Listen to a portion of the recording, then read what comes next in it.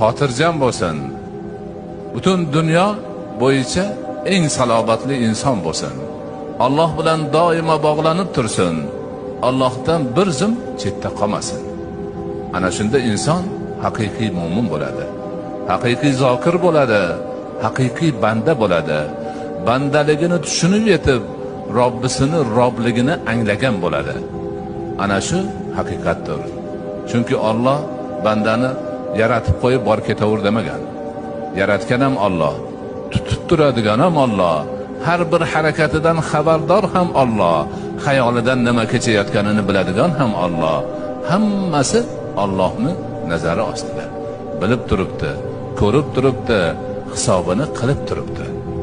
Banda ana shungacha yarasha bo'lish kerak. Bir zum Allohning zikridan begona bo'lmasligi kerak.